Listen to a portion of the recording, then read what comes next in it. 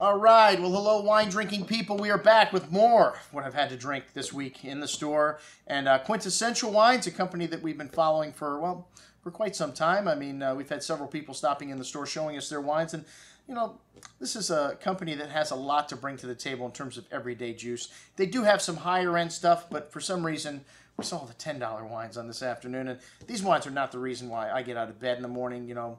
But the reason why I get out of bed in the morning, unfortunately, is out of the price range for most normal folks. These are nice little wines, but they're not going to make you go, wow, in any means. But your wallet at $10, $9.50, $9.75. Hey, the Pillar Box Red, something we always have on the shelf, a great little value. All right, well, we started out with a little Fratelli Prosecco.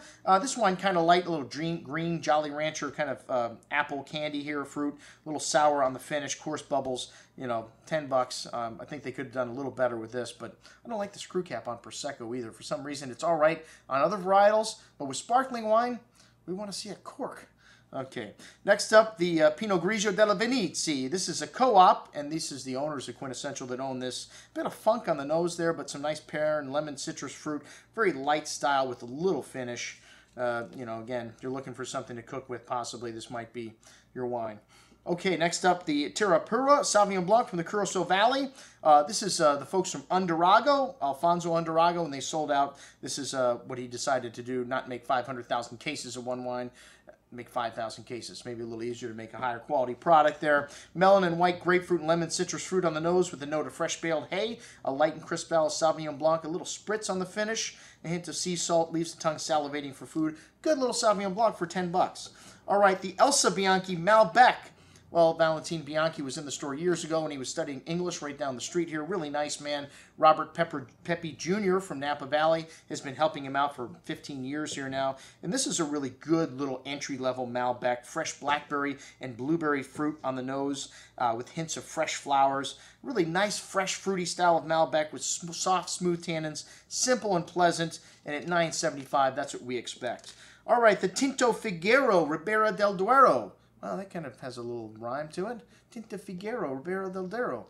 Unfortunately, yeah, the wine's just good. It's $17.25. We expect a little bit more of this. They have a three-tier system here with this wine. 4 months, 12 months, 15 months in oak. And the third-generation grape-growing family used to sell these grapes to Vega and Pesquera. I have no idea what they did with them because they didn't make... Their wines taste nothing like this, even their simplest wines. But, you know, this has got some light red berry fruit. Again, a bit of a funk here on the nose. A little bit of a barnyard character. Maybe that's what led me off in this. A light smoky character as well. Light and savory red fruit on the tongue. The bit of that funk showing through on the finish again. Good, but at $17.25, there's a lot of great stuff coming out of Spain today for incredible value. Pillar Box Red from Pathaway. That's right, folks. I've been to this winery. You know how much I love Australia, its people, and its wines. And the Longbottoms, really nice family from Pathaway, making some really good value here in this Shiraz Cabernet Merlot blend. Lovely, fresh, and fruity with black plum and black cherry, hints of violet, floral notes, lots of that ripe fruit showing up on the palate, smooth and round tannins, man, a little bit of licorice spice. This is a real crowd, a great crowd pleaser, very good stuff at $12. The best value in the lineup by far. Okay, the Sensal Cabernet Sauvignon. This is the newest project from the Valentin Bianchi people. A really nice little colorful label with people, you know, dancing on it. But, you know, just a light and inoffensive Cabernet in my book at $9. And then the New Age, a blend of Torrentes and Sauvignon Blanc, 9% alcohol. I don't know if we have enough alcohol to legally call this wine. No, just kidding.